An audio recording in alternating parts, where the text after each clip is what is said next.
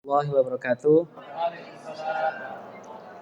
Alhamdulillah hamdan katsiran tayyiban mubarakan fihi kama yuhibbu rabbuna wa yardah. Asyhadu an la ilaha illallah wahdahu la syarika lah wa asyhadu anna Muhammadan abduhu wa rasuluh. Allahumma shalli wa sallim wa barik ala nabiyyina Muhammadin wa ala alihi wa ashabihi wa man tabi'ahum bi ihsan ila yaumil amma ba'd. Baik, teman-teman para asatidzah, kaifa halukum? Anasnya tadi berpikirnya kayaknya kedinginan ruangnya, betul nggak? Betul nggak? Jadi kayaknya kaku, jamit gitu lah. Kayaknya kaku banget gitu ya. Ada perasaan gitu nggak? Artinya gini, kalau misalnya agak terlalu dingin mungkin bisa minta tolong dikecilin. Kalau misalnya gitu ya. Kalau misalnya enggak, berarti nanti harus kita pikirkan gimana caranya biar panas ini gitu ya. Atau perlu dipanasin dulu? Baik. Memastikan dulu kelompoknya. Takutnya kelompoknya ini pada nggak ngerti namanya tuh gimana ya. Baik, bismillah. Kelompok satu mana? Kelompok satu, silakan. Kalau misalnya kita sebut kelompok satu, sebutkan namanya ya, yang sudah dipilih tadi oleh sama antum semuanya. Silakan. Kelompok satu. Baik, alhamdulillah. Kelompok dua. Tuh kan, suaranya keras semua gitu loh, ya kan? Berarti nggak masalah seperti asing, insya Allah. Baik, kelompok tiga. Al-Bayan. Kelompok tiga ada yang belum hadirkah atau bagaimana? Oh gitu ya, baik, insyaallah. Kelompok 4 Al-Burhan. Oke. Al-Huda, Al-Furqan, Al-Bayan, Al-Burhan. Ya, Al-Burhan ya. Baik, kelompok 5 Asy-Syifa, kelompok 6 An-Nur. Kelompok 5 pas sekali dengan salah satu pesertanya. Betul. Sepertinya fi syifa. Insyaallah, mudah-mudahan. Allah yabarik fikum. Baik. Kita sudah memulai kegiatan ini, tentunya kita mengharapkan keberkahan dari Allah Subhanahu wa taala. Dari mulai awal tadi, gitu kan ya. Kita sudah mulai dengan tilawatil Quran. Kita berharap tentunya waktu-waktu yang tidak semua sudah luangkan waktu di sini. Tentunya ini informasi yang kami dapat ini kan dari berbagai daerah ya, dari Lampung, dari Kalimantan ada, dari Jawa ada, gitu ya. Mudah-mudahan ini semua diganti oleh Allah Subhanahu wa taala. Allah tulis dalam catatan-catatan kebaikan kita. Niatan kita cuma hari ini satu, gitu ya. Kita pengin bagaimana kita mempelajari Al-Qur'an ini. Kita pengin dari ilmu-ilmu yang kita dapat ini bisa kita berbagi. Ini tadi salah satu kenikmatan. Tadi ketika Ustadz Rahmat sudah menyampaikan materi, salah satu kenikmatan gitu kan ya. Ketika kita bertadabbur tadi surat Ar-Rahman, maka Al-Quran ini bagian salah satu karunia terbesar yang Allah berikan kepada kita. Maka harapannya ketika pulang nanti dari sini, para asatidzah semua sama seperti kami di sini, sekali lagi kita tajdidun niyah, selalu memperbaiki niyah ya. Karena gangguan-gangguan syaitan ini memang kerjaannya tidak lain tidak bukan ganggu kita. Maka perlu tajdidun niyah dalam diri kita. Kita perbaiki niat-niat kita. Satu, kita belajar, gitu kan ya, mengharap keridhaan Allah Subhanahu wa taala. Yang kedua, keluar dari ruangan ini besok insya Allah dalam kondisi sehat walafiat, sampai di tempat masing-masing, di lembaga masing-masing, bagaimana kita bisa mengoptimalisasikan ilmu yang kita dapat. Oke. Insya Allah teman-teman di sini semuanya asatidzah sudah melalui proses kemarin sosialisasi ya. Sosialisasi dari webinar yang diadakan oleh BP2Ki dan Markas Tadarus Indonesia. Ini adalah bagian dari harapan besar ya, dari para asatidzah kami, para masyayikh kami, para guru-guru kami, baik itu dari guru-guru kami di Mekah ataupun dari asatidzah BP2Ki, guru-guru kami di Markas Al-Hijaz, Markas Tadarus Indonesia, bagaimana menyebarkan sunnah tadarus ini. Sekali lagi, level kita alhamdulillah semuanya bifadlillah, karunia Allah dan kemudian juhud ya, mungkin orang tua kita, guru-guru kita. Indonesia sekarang sudah masya Allah ya, tilawah sudah jalan, bahkan BP2Ki sudah memiliki konsep pembelajaran tilawahnya ya. Tahfiz sudah menyebar di mana-mana, alhamdulillah, masya Allah, bifadlillah. Kemudian juhud dari orang tua kita, guru-guru kita. Maka sedikit kita naikkan level, bagaimana kita menjalankan sunnah tadarus ini. Materi yang akan mungkin kita sedikit pengen tahu bagaimana sih, gitu kan ya, bagaimana tadarus ya Nabi dan para sahabat, gitu ya. Jadi insya Allah mungkin ini bisa memberikan insight ya, ada tambahan-tambahan motivasi untuk kita semua di sini, mudah-mudahan menjadi booster kita, ya, penyemangat kita. Pulang dari sini maka berjalan. Insya Allah nanti pada sesi ini juga nanti akan ada sesi praktek sedikit gitu ya untuk teman-teman semuanya. Baik, nabda bismillahirrahmanirrahim. Materi pada sesi hari ini adalah tadarus Nabi dan para sahabat. Ya. Apa yang Rasulullah ajarkan kepada para sahabat sebelum mengajarkan Al-Quran? Silahkan. Iman, Masya Allah. Ada yang lain? Ada yang lain? Dengan kelompok kelompok 2, Al-Furqan. Dengan Ustaz siapa, Ustaz? Maaf. Ustaz Agung. Ustaz. Apa yang Rasulullah ajarkan kepada para sahabat sebelum mengajarkan Al-Quran? Al-Iman. Ada yang lain? At-Tauhid. Oke, kelompok Al-Huda Tauhid.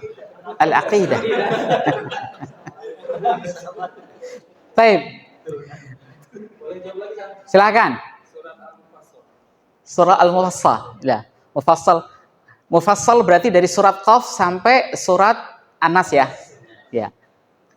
Kalau dikisarkan, kisar mufassal berarti surat Ad-Duha sampai surat An-Nas. Itu kurikulumnya MTI itu. Baik. Berarti jawabannya, insyaallah benar sekali. Hal yang pertama diajarkan oleh Rasulullah Sallallahu Alaihi Wasallam adalah bagaimana menanamkan iman tadi. Tadi yang seperti yang disampaikan oleh kelompok Al-Furqan, Afan Ustadz Agung ya, Ustadz Agung ya. Dalam ketika Aisyah radhiyallahu anha ditanya tentang turunnya ayat-ayat pertama, ya, secara maknanya bahwa awwalu ma nazal qisarul mufassal. Jadi yang pertama kali turun adalah qisarul mufassal. Ketika itu tahapan penanaman iman, ya, yang diturunkan adalah ayat-ayat yang berkenaan dengan iman dulu, dipastikan iman, gitu kan ya. Bagaimana iman itu tertanam di hati para sahabat ketika itu, sehingga dengan iman itu akan menyebar. Maka selanjutnya kita tahu, kita sudah belajar bagaimana sirah itu ya. Nah, bahkan Aisyah ketika ditanya, seandainya saja yang turun pertama kali itu berkaitan dengan masalah pelarangan khamr, maka orang-orang Quraisy jahiliyah ketika itu hobinya khamr. Mereka akan mengatakan, la nada khamr. Kita tidak akan meninggalkan khamr. Minuman, bahkan dalam beberapa sirah dikisahkan bagaimana ketika mereka pesta, ya, khamr itu seperti apa? Seperti air yang dituang di jalan-jalan saking banyaknya khamr yang mereka minum kalau lagi pesta. Nauzubillah min dzalik. Ketika turun ayat pelarangan tentang zina, mereka akan menangkan la nada zina. Kita tidak akan mungkin meninggalkan zina. Nauzubillah min dzalik. Zina bagian dari hidup mereka. Bahkan bagaimana Islam datang dengan memuliakan wanita. Alhamdulillah kita ini bagian dari rahmatnya Allah ya. Wanita itu dimuliakan. Maka wanita ini posisinya mulia di sisi Islam. Maka inilah yang ditanamkan dahulu. Iman bagaimana bisa masuk. Tadi yang disampaikan oleh kelompok satu, Afan, Ustaz Asep ya. Ustaz Asep terkait dengan akidah. Ini termasuk ya, bagaimana ditanamkan. Kalau ketika kita berbicara masalah iman, gitu kan ya, ini dikaitkan dengan akidah. Tentunya dikaitkan dengan tauhid. Tapi bagaimana iman itu tentu tauhid gitu ya. Ini secara umum dikatakan iman. Bukan cuma bagaimana beriman. At-tauhid mengesahkan Allah, tapi bagaimana menjadikan Al-Quran ini sesuatu yang dijadikan pegangan hidup. Ya kan? Sebagai huda, sebagai petunjuk. Ini yang ditanamkan. Maka ketika kami berbicara seperti ini, dipastikan bahwa dzalikal kitabu la raiba fi. Tidak ada keraguan dalam kitab itu. Itu bagian dari iman. Simple sekali, tapi bagaimana itu bisa terresah gitu ya. Terserap di hati dan di otaknya para sahabat sehingga betul-betul iman tertanam di hati mereka. Maka dalam suatu hadis gitu ya, mohon kelompok satu dulu, silakan salah satu membaca artinya saja, silakan. Silakan mic-nya Ustaz, mohon izin.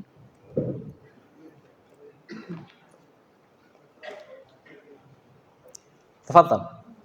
Jundur bin Abdullah radhiyallahu anhu berkata, kami dulu bersama Nabi saat kami masih anak-anak menjelang balik.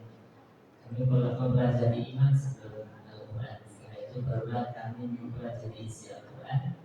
Maka seketika itu iman kami bertambah. Taib, jazakallah khair. Kelompok 1 Al-Huda.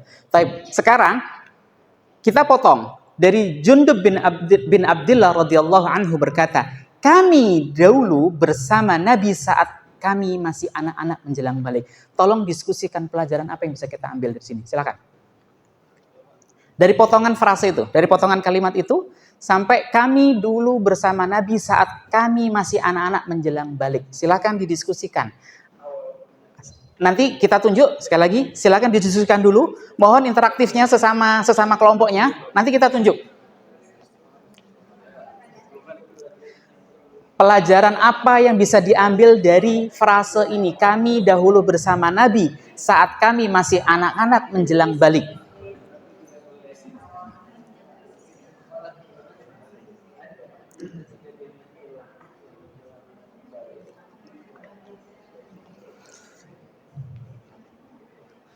Baik, sudah? Silakan kelompok An-Nur dulu. Silakan kelompok An-Nur, satu persatu saja. Ambil faidahnya. Ambil pelajaran yang bisa dikeluarkan dari kata-kata itu. Kami dulu bersama Nabi saat kami masih kanak-kanak menjelang balik. Silakan. Kelompok An-Nur, satu saja. Silakan.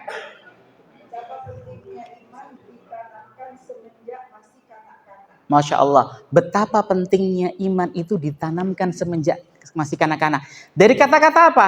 Kami dahulu bersama Nabi saat masih kanak-kanak. Artinya, kondisi anak-anak itu, masih anak-anak nih ya, sudah kumpulnya sama Nabi. Gitu ya. Maka pelajarannya penting sekali bahwa penanaman pembelajaran Al-Quran. Gitu kan. Bagaimana menanamkan iman, bagaimana pendidikan itu ditanamkan ya semenjak kecil. Jadi mohon maaf sekali lagi, tentunya konsep kita sudah mengenal konsep fitrah ya, anak-anak bermain tetap. Tapi di situ tetap harus ada penanaman iman kepada anak-anak kita. Sekali lagi, sesuaikan iman itu dengan kondisi cara berpikir anak-anak kita. Jangan ngomongnya rumit-rumit, nanti ngomongin firqah-firqah segala macam, nanti ngomongin masalah ikhtilaf-ikhtilaf. Enggak. Terlalu jauh. Tapi bagaimana cukup menanamkan ke anak-anak kita. Baik, selanjutnya kelompok Al-Furqan. Ada lagi nggak yang bisa dikeluarkan dari ini? Kami dahulu bersama Nabi saat kami masih anak-anak menjelang balik. Pentingnya anak-anak didekatkan dengan orang-orang beriman. Masya Allah, Allah Akbar. Ini kadang-kadang yang terlupas ya. Ini kami dulu pernah sebelumnya diskusi dengan guru kami, Ustaz Rahmat. Itu salah satunya. Pentingnya juga anak-anak itu didekatkan dengan orang dewasa. Tentunya, sekali lagi tentunya tetap kita pilih ya. Artinya gini, anak-anak sudah dikenalkan. Kalau misalnya antum-antum semua sudah punya anak gitu ya, ajak anak-anak itu kemana? Kalau kalian berkunjung ke teman-teman antum ustadz, ke guru kalian ustadz, ajak anak-anak kita. Biarkan mereka bermain gak apa-apa. Tapi di situ akan ada masukan, insight-insight. Nanti nempel. Hidayah itu urusannya Allah. Tapi kita itu berproses, gitu ya. Jadi mohon maaf sekali, ada orang tua yang ketika anaknya mohon maaf aktif, gitu kan ya. Nanti, aduh bising nanti, malu gitu. Enggak. Malah perlu. Bahkan dulu ketika kami pelatihan di Mekah, salah satu dari masyayikh kami, Prof. Toha Abidin dari Sudan, beliau kemana-mana selalu membawa anaknya. Bahkan beliau ketika lelah mengajarkan kami ketika daurah itu, anaknya suruh maju. Suruh ngajarin, iya. Karena apa? Sejak dari kecil anaknya sudah dididik. Gitu ya. Ini sekali lagi ini berbagi pengalaman saja. Anak pernah bertemu dengan di pelatihan, tidak menyebut nama gitu ya. Jadi dia cerita, guru saya Ustadz, kalau sholat tahajud itu selalu anaknya ditaruh di sampingnya. Meskipun tidur, digotong, ditaruh di sampingnya. Itu kerjaannya Abi dan Uminya seperti itu, suami istri itu. Setiap sholat tahajud anaknya selalu di samping. Ngapain tidur? Ya biarin tidur nggak apa-apa. Tapi ini yang perlu dipentingkan, bahwa ada pendampingan.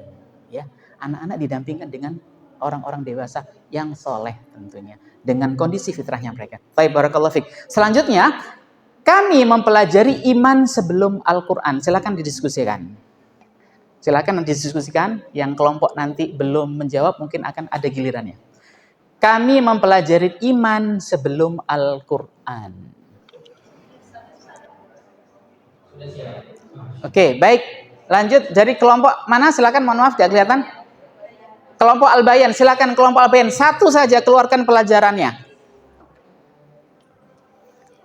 Satu saja. Rasulullah itu melakukan pendekatannya itu kepada anak-anak, mengenalkan iman dulu sebelum memulat. Jadi pendekatan Rasulullah itu sesuai gitu, pas dengan keadaannya.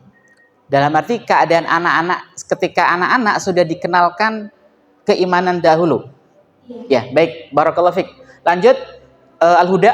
Al-Huda silakan. Maaf. Kelompok Al-Burhan. Silakan Al-Burhan. Kalau dari iman sebelum Al-Quran itu kami berpendapat bahwa anak-anak itu kita dahulukan iman dulu kepada Allah, bahwa kenalkan dulu Allah, enggak buru-buru membaca banyak-banyak, membaca lanjang-lanjang, kemudian hafalan banyak-banyak, tapi iman dulu pada Allah, mengenalkan siapa Allah, ma'rifatullah, kemudian baru Al-Quran, karena Al-Quran adalah kalamnya Allah, bukannya cuma kitab gitu. Taib, jazakillah khair untuk kelompok Al-Burhan. Sekali lagi tambahan itu, ya silakan. Karena Al-Quran adalah fondasi dasar yang harus diajarkan kepada anak kita. Ya, karena Al-Quran, bagaimana kita menanamkan iman itu, artinya di dalam Al-Quran itu hal-hal yang berkaitan dengan iman itu sebagai pondasi, gitu ya. Nanti kita akan berlanjut ke hadis selanjutnya. Tapi kita kunci dulu. Tadi insya Allah Bu Dia tadi menyampaikan bagaimana menanamkan ya. Agar apa? Anak-anak yang terpenting adalah ketika kita menanamkan iman. Yang penting anak-anak itu kan punya sensitivitas ya. Bisa merasakan yang sudah pengalaman di guru-guru kelas bawah TK. Anak-anak itu ketika raut kita berbeda, mereka juga punya respon berbeda. Maka ini perlu ditanamkan. Bahwa bagaimana mereka merasakan keimanan itu ketika kita berbicara Allah itu Maha Penyayang, gitu kan ya, tanya, gitu kan ya, apa yang kamu rasakan dengan kenikmatan ini? Apa yang kamu rasakan dengan orang tua kamu yang baik? Banyak sekali menanamkan rasa-rasa itu di anak itu adalah bagian iman, dasar, simple, tapi itu penting bagaimana anak bisa merasakan. Itu ya. Dulu kami dinasihati oleh Syekh kami, Dr. Hilal yang sudah tentunya teman-teman juga mungkin sebagian sudah mengenal. Hal terpenting juga, pastikan anak-anak bisa merasakan yang dikatakan bagaimana merasakan iman itu. Ketika berbicara Allah itu Maha Kuasa, berarti bagaimana anak-anak itu bisa merasakan kekuasaan Allah dalam diri kita. Ketika Allah itu memiliki sifat Ar-Rahman Ar-Rahim, bagaimana anak-anak itu bisa merasakan kasih sayang Allah. Itu bagaimana kita pintar-pintar mengolah itu. Lanjut terakhir, setelah itu barulah kami mempelajari isi Al-Quran, maka seketika itu kami bertambah. Diskusikan, tinggal kelompok yang tersisa nanti akan berbicara. Silakan. Kelompok Al-Huda dulu silakan. Poin ini apa yang bisa kita ambil? Setelah itu barulah kami mempelajari isi Al-Quran, maka seketika itu iman kami bertambah. Al-Huda, silakan. Oh gitu, sudah. Sama Al-Huda Ustaz. Al-Furqan sudah. Ya, Asy-Syifa dan Al-Huda, silakan.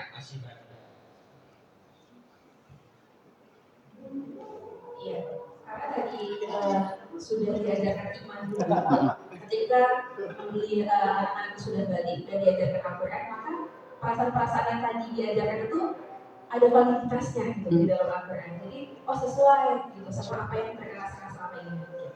Jadinya iman mereka akan semakin kuat dan semakin bertambah. Masya Allah, barakallahu fiik. Validitas itu dikunci ya, betul.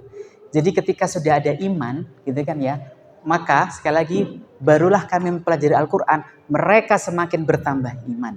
Jadi ada validitas di situ. Terakhir Al-Huda silakan.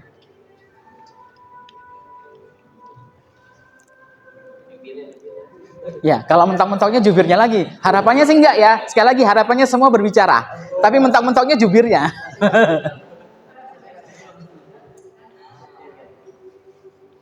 Seperti yang saya tadi katakan, ketika seorang anak itu sudah merasakan dari awal itu iman, maka ketika dibaca Al-Quran, maka dia akan bertambah imannya. Mungkin sesuai ayat "Wa tulis ayatnya iman."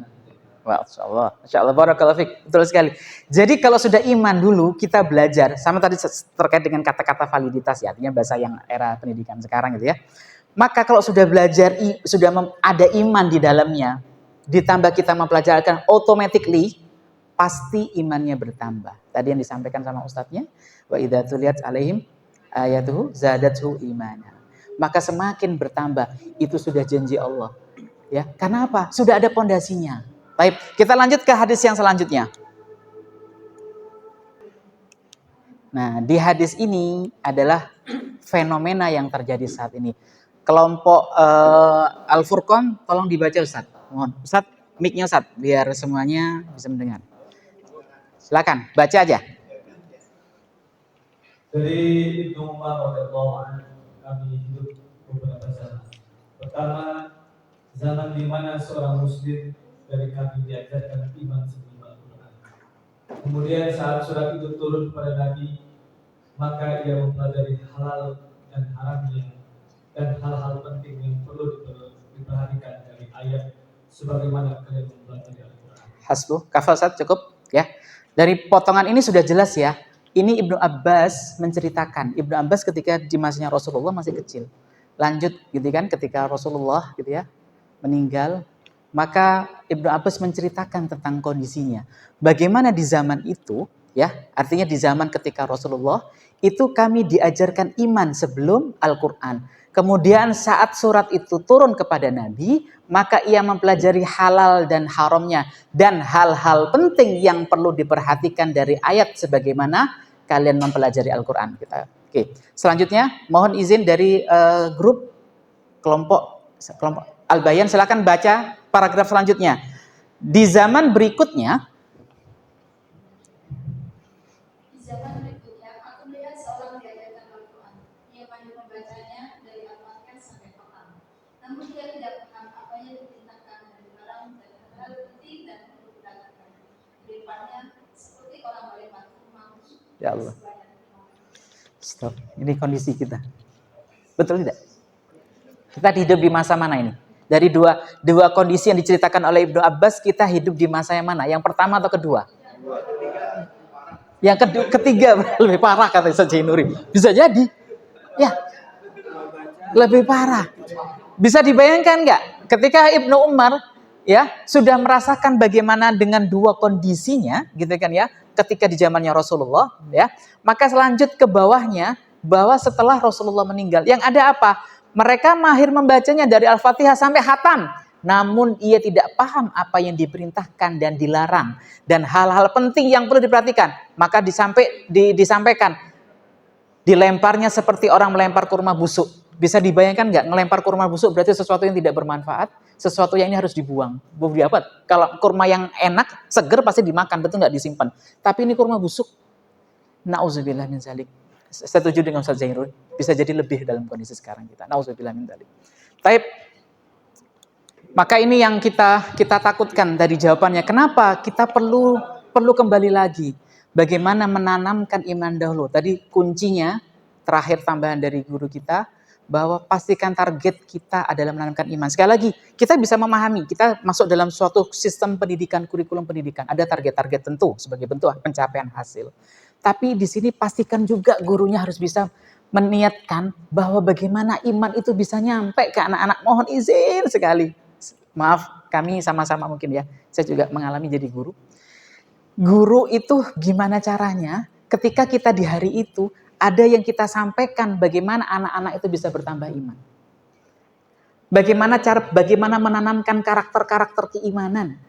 Sehingga ketika mereka berbuat, bertingkah laku, berakhlak, di situ ada dampak dari yang kita sampaikan iman-iman tadi. Tolong jangan berbicara yang muluk-muluk, sesuaikan dengan kondisi anak-anak kita, tapi bagaimana ketika mereka sudah bisa memahami dan mereka melaksanakan itu sudah cukup. Ketika kita berbicara masalah pendidikan, bahwa kurikulum pendidikan dikatakan berhasil adalah sedikit tapi bisa tercapai, selesai perkara. Jadi ketika saya menyampaikan ini, tolong tidak perlu muluk-muluk. Tadi sampaikan iman dahulu, pastikan bahwa kita harus ada iman-iman yang diajarkan. Ya. Sekarang kita masuk bagaimana Al-Quran di tengah keseharian para sahabat.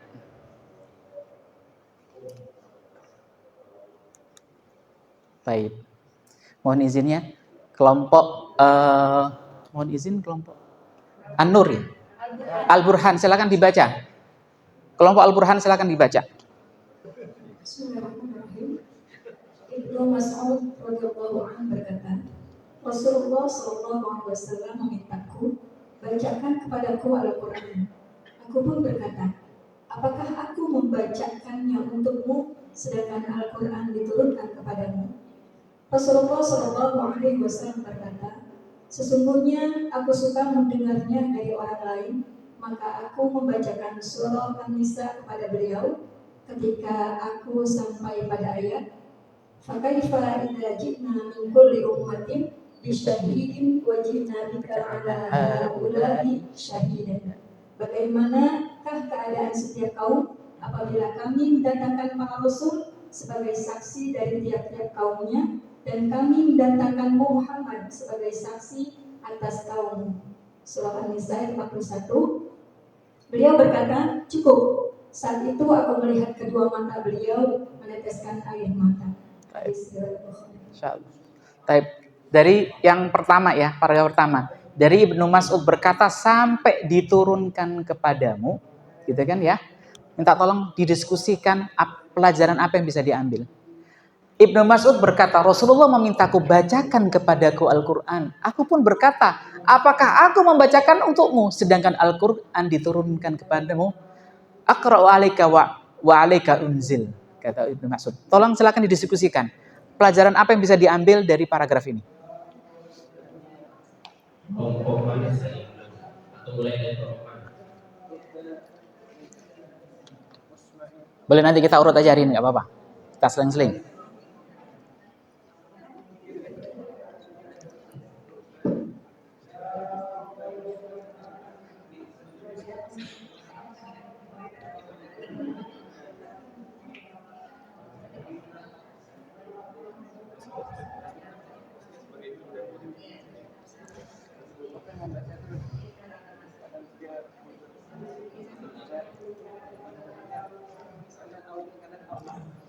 Baik, silakan.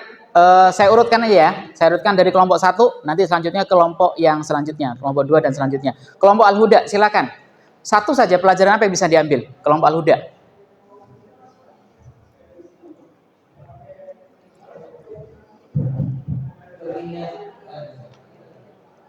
Kata-kata rubba musma'in awal misalnya betapa banyak orang yang didengarkan itu lebih nangkap pesan daripada yang memperdengarkan. Baik. Berarti pelajarannya adalah bisa difahami tadi, cuman difahamkan dengan sehari ini. Nukotnya, Ustaz, noktahnya. kita lebih bisa menangkap pesan ketika mendengar. Baik, barakallahu fiik. Kita kadang-kadang memang bisa lebih menangkap pesan ketika kita mendengar, gitu ya. Sekali lagi, kita mendengar itu, gitu kan, bisa kita lebih, gitu ya. Makanya kadang-kadang kalau misalnya kita butuh bantuan, tolong dong nasihatin itu, gitu kan ya. Ini bagian dari yang disampaikan tadi. Barakallahu fiik.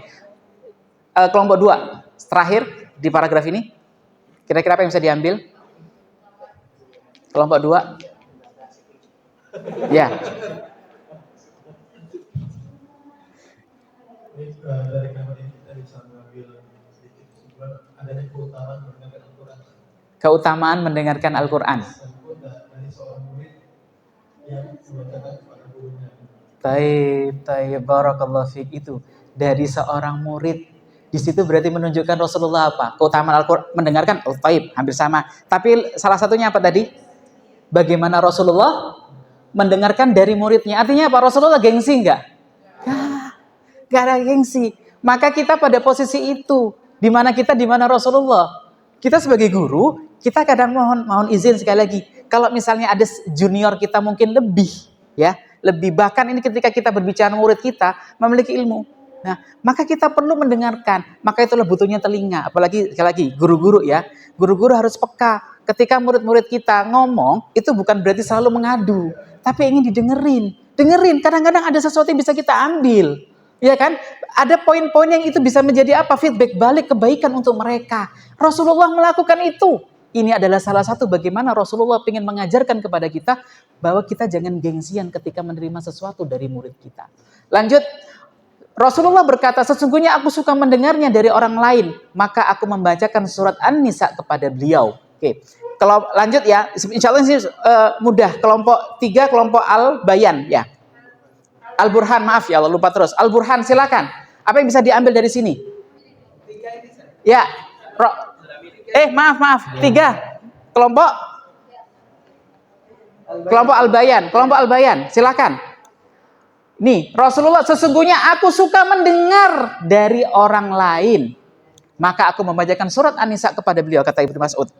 Ya, kesimpulan kalau dari kelompok kami, kita nggak harus melibatkan, jadi bukan hanya guru yang berkuar saja, tapi kita libatkan guru. Dan juga di sini sebagai guru, kalau mau disangkutkan dengan surah Al-Anfal yang 2 atau surah Al-Anfal yang 100, ketika ada yang membacakan Al-Quran didengarkan, di dalam surah Al-Anfal itu kita ada yang membaca itu akan menambah keimanan. Dari sini kita saling antara murid dan guru saling melibatkan satu dengan yang lainnya. Jadi benar-benar keimanan itu akan bertambah. Masya Allah, barakallahu fik. Terakhir dari kelompok An-Nur, terakhir pelajaran yang bisa diambil dari kata ini. Sesungguhnya aku suka mendengar dari orang lain. Belum. Oke. Kelompoknya ngacak atau gimana ya? Mohon maaf. Enggak. Oke, baik. Permintaan request berarti. Silakan. Oke, baik. Kita menambahkan saja di sini inti daripada aku lebih suka mendengar dari orang lain adalah bagaimana interaksi bisa melibatkan murid untuk membacakan ayat. Merupakan bagian dari salah satu metode yang diajarkan Rasulullah dalam bertadarus. Baik, Masya Allah. Salah satu metodenya adalah melibatkan murid untuk memperdengarkan. Baik, jazakallah khair. Hampir sama semuanya. Poinnya juga termasuk tambahan dari saya. Poinnya, aku suka. Artinya, kadang-kadang kita perlu. Rasulullah sudah mengerti nggak ayat ini? Sudah paham, sudah pasti. Wa alaika unzil. Itulah Abu Musa mengatakan, akra alaika wa alaika unzil. Tapi apa? Aku suka. Ini kadang-kadang perlu. Ini salah satu fima manahu dalam salah satu hadis, Rasulullah itu kadang-kadang senang ketika Rasulullah itu dikasih sahabatnya sesuatu, betulnya Rasulullah lagi tidak butuh, tapi diterima oleh Rasul. Kenapa? Untuk menyenangkan. Ya, idkhalus surur ala qalbin nas. Ketika Rasulullah ditahan, ya Rasulullah, ay amalin afdal, idkhalus surur ala qalbin nas. Bagaimana kita bisa memasukkan kesenangan, gitu kan ya, di hati. Ini salah satunya. Aku cuma pengen suka aja dengar dari kamu, gitu kan. Menunjukkan juga apa? Anak itu dilatih untuk apa? Memiliki confidence, percaya diri. Ya, Ibnu Mas'ud termasuk dari yang pertama kali as-sabiqun al-awwalun dari Islam, dan itu masih remaja ya. Lanjut ya. Terakhir sebelum kita masuk ke hadis selanjutnya. Hadis ayatnya bagaimana sampai selanjutnya? Beliau berkata, cukup saat itu aku melihat kedua mata beliau meneteskan air mata. Kelompok yang belum, 2 kelompok silakan Ustaz. Ya. Ya, apa yang bisa diambil dari pelajaran dari ini?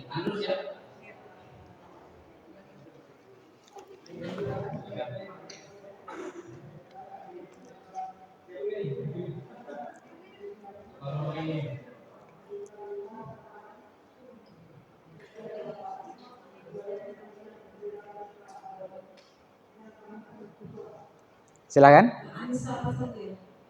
Ya, dari artinya ini sampai di sini beliau berkata cukup. Saat itu aku melihat kedua mata beliau meneteskan air mata.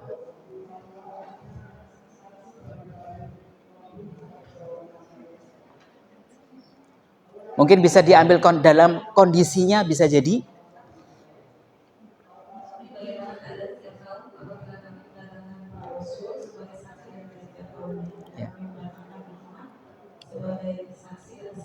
Ya. Fokuskan di sini mungkin. Ya. Fokuskan di sini. Ya. Jadi di konteks ini ketika sebuah kaum ya didampingi Rasul ya, Rasul dari saksi kepada kaumnya. Di sini Rasul meneteskan air mata, jadi Rasul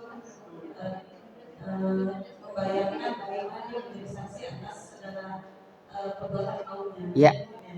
Barakallahu fik. Jadi umat-umat yang banyak itu nanti pada akhirnya akan didatangkan rasul-rasulnya sebagai saksi, gitu kan ya. Oke, terima kasih. Jazakillah khair. Lanjut terakhir Ustaz. Fokus.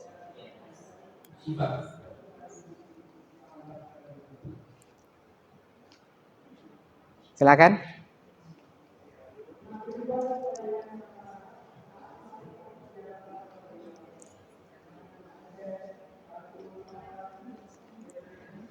Beliau berkata, cukup. Saat itu aku melihat kedua mata beliau meneteskan air mata.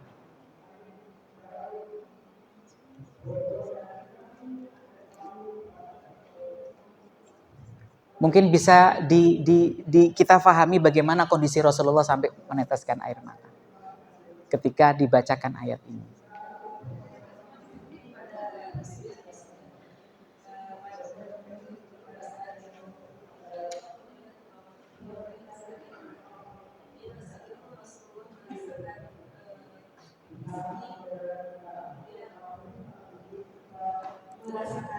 Rasulullah akan sedih.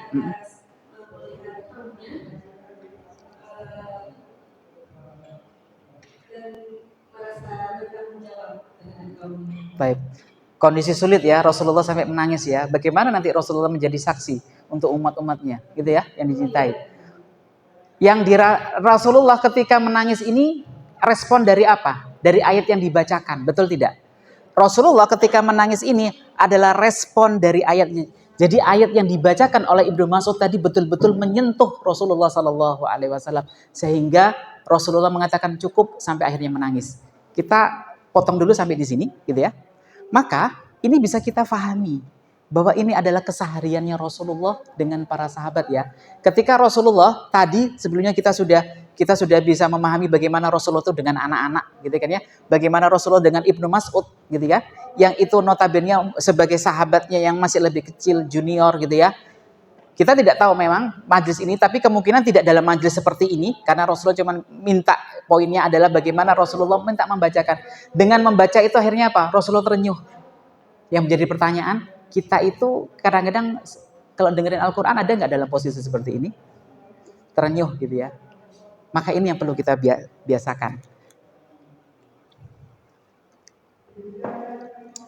Lanjut, ini cepat saja.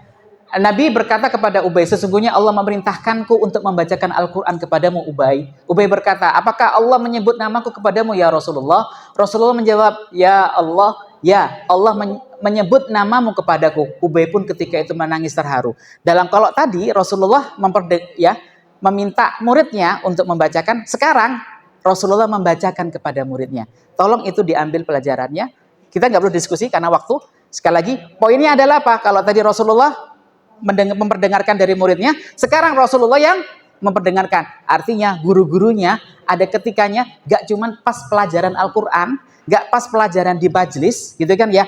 Maka di luar pun sama kondisinya. Kadang-kadang kita perlu membacakan Al-Quran kepada murid-murid kita. Lanjut, ini panjang sekali hadisnya, gitu ya. Pada suatu hari atau malam, Rasulullah keluar, lalu tiba-tiba beliau bertemu dengan Abu Bakar dan Umar. Kondisinya ya. Beliau berkata, apa yang membuat kalian keluar dari rumah itu waktu itu? Kedua menjawab, rasa lapar. Bisa dibayangkan nggak? Rasulullah sebagai seorang pemimpin, bahasa kita presiden, merasakan rasa lapar loh ya. Betul nggak? Kita, di rumah kita masih banyak nggak nasi-nasi mubazir? Banyak nggak ke rumah-rumah bekas kemarin Ramadan yang kita buang-buang? Bayangkan, Rasulullah keluar dengan Abu Bakar. Abu Bakar siapa? Wazirnya, hitungannya kan seperti wazirnya, menterinya, gitu kan ya.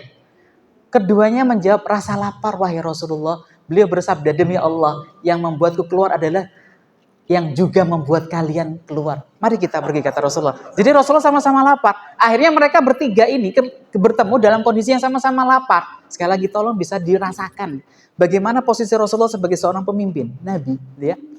Lalu mereka bertiga pun pergi menuju sahabat dari kalangan Ansar, namanya Abu Haytham. Ternyata dia tidak berada di rumah. Ketika itu istrinya melihat Rasulullah, dia berkata, selamat datang Rasulullah. Maka Rasulullah bertanya, di mana si fulan Abu Haytham? Istrinya menjawab, dia pergi untuk mengambil air segar bagi kami. Lalu datanglah Abu Haytham dan ketika melihat Rasulullah bersama Abu Bakar dan Umar, dia berkata, segala puji bagi Allah. tidak ada seorang pun hari ini yang tamunya lebih mulia daripada aku. Kemudian dia mengambil setandan kurma yang berisi kurma mentah, matang dan kering. Dia berkata, silakan makan untuk Rasulullah dan Abu Bakar dan Umar radhiyallahu anhuma. Lalu ia mengambil sebilah pisau, ya. Rasulullah bersabda kepadanya, jangan sembelih kambing yang menghasilkan susu. Artinya masih produktif gitu ya. Maka ia pun menyembelih seekor kambing untuk mereka. Mereka makan daging kambing dan kurma yang disuguhkan lalu mereka minum. Terakhir, setelah mereka kenyang dan puas, Rasulullah bersabda kepada Abu Bakar dan Umar, demi Allah, la tus'alunna an hadzal na'im yaumil qiyamah. Ada tambahannya yaumil qiyamah. Sesungguhnya kalian akan ditanya tentang kenikmatan ini pada hari kiamat. Kalian keluar dalam kondisi lapar, lalu kalian tidak kembali sampai kalian mendapatkan kenikmatan ini.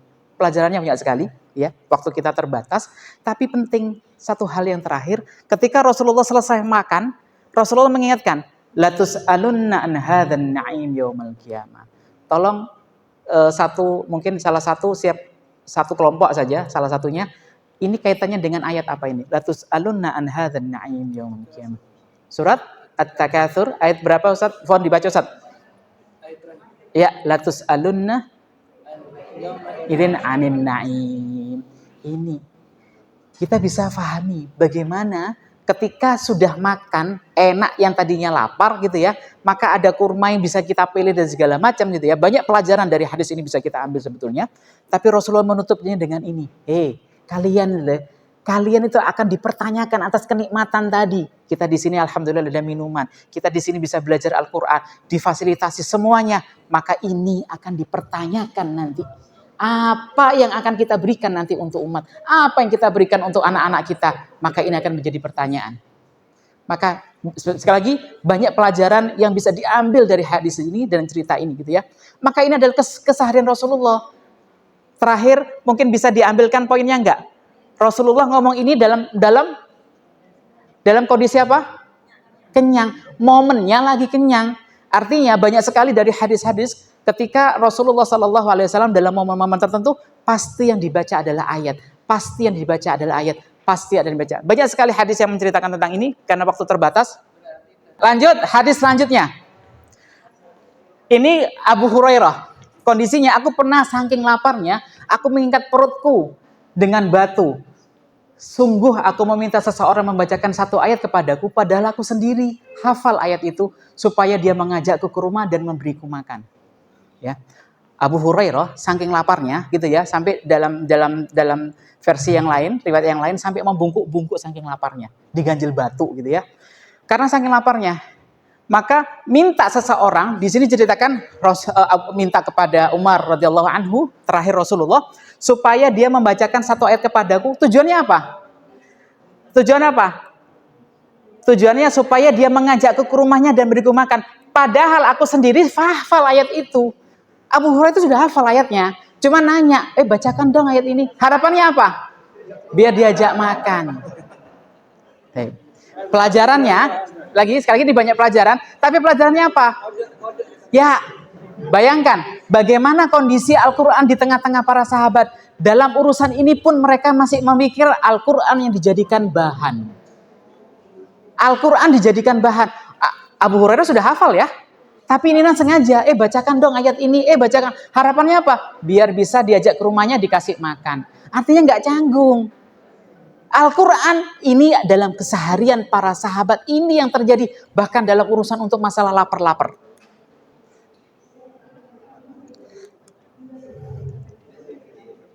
Ini hadisnya panjang sekali ya. Panjang sekali tadi. Dicukupkan sampai sana karena waktu. Baik. Yang bisa diambil. Saya minta tolong satu kelompok dari materi kita hari ini apa? Silakan. Conclusionnya. Keseharian Al-Quran di tengah-tengah para sahabat. Silakan. Ustaz An-Nur. Ya. Jadi Al-Quran itu harus ada dalam setiap kondisi kita, baik dalam keadaan lapar maupun kenyang. Ya. Betul. Ya. Maksudnya lapar maupun kenyang, lapar maupun sempit, istirahat maupun ketika kita sedang beraktivitas. Jadi dalam setiap keadaan, dalam keadaan masih anak-anak maupun sampai kita nanti saatnya sudah tua, semua keadaan. everybody. Jazakillah khair, Allah yubarik fik. Ditutup dengan lengkap sekali. Inilah yang ingin kita sampaikan, bahwa Al-Quran itu kondisinya kesehariannya bagaimana dengan para sahabat. Maka kadang-kadang kita masih malu kan, kita cuma bahas Al-Quran di majelis doang, betul nggak? Kalau kita keluar sama murid, kadang-kadang kita acuh saja. Tapi Rasulullah kan tidak. Sampai dalam ketika lapar pun ngomong, kenyang pun ngomong, anak-anak pun ngomong, ya kan? Dalam riwayat yang lain, ketika Rasulullah Sallallahu Alaihi Wasallam ketika itu bersama para sahabat, ya, surah Al-Zalzalah ayat 4, silakan Al-Zalzalah 4. Yauma idin tuhadditsu akhbaraha. Ketika itu Rasulullah Sallallahu Alaihi Wasallam mengatakan, ditanya, gitu kan ya? Maksudnya yauma idin tuhadditsu akhbaraha adalah ketika nanti bumi ini apa? Bumi ini akan mengabarkan semua apa yang kita lakukan di atasnya, baik atau buruknya akan dilaporkan. Ali radhiyallahu anhu dalam satu riwayat dalam kitab Fadhailus Sahabah Ibnu Hanbal mengatakan bahwa Ali ketika menjadi khalifah meminta untuk pegawainya untuk menyapu Baitul Mal, ya, menyapu hatta yundah itu dipel, dikasih air, dipercikin air, dan Ali sholat di dalamnya. Sholat di atasnya. Ketika itu ditanya kenapa? Saya berharap nanti ini akan menjadi saksi bahwa saya tidak pernah menahan hartanya kaum muslimin, bersih sudah dibagikan. Dalam kisah tabi'in, ya, Aba Umayyah mengatakan bahwa Aba Umayyah sholat pindah-pindah, sampai para tabi'in yang lain mengatakan, apa yang kamu lakukan, gitu ya? Ma ra'aitu katasna. Apa yang kulihat yang sedang kamu perbuat? Maka dia mengatakan, menjawab dengan ayat itu, yauma idin tuhadditsu akhbaraha. Aku berharap ini semua akan menjadi saksiku nanti, tanah-tanah buq'ah kecil. Ibnu Qayyim mengatakan, Ibnu Qayyim itu selalu berzikir, baik dalam perjalanan, baik ketika diam, baik ketika semuanya dilakukan. Maka Ibnu Qayyim mengatakan, aku berharap ini semua akan menjadi saksiku nanti. Maka ini sudah menjadi kebiasaan para sahabat dan tabi'in, bahkan ya, bagaimana Al-Quran itu bisa diterapkan. Bahkan mereka sudah melaksanakannya dalam tazkiyahnya yang akan kita bahas. Terakhir sudah ditutup tadi, Masya Allah, tugas. Sekarang kita minta tugas berdua-dua. Sekali lagi, satu kelompok berdua-dua. Oke, baik, tugasnya nanti insya Allah, tugasnya nanti akan kita sampaikan di sesi selanjutnya. Kita insya Allah nanti masuk akan sesi selanjutnya ya. Kita masuk ke Tadarus metode 5T. Insya Allah tugasnya nanti akan disusulkan selanjutnya. Barakallahu fiik, jazakallahu khair.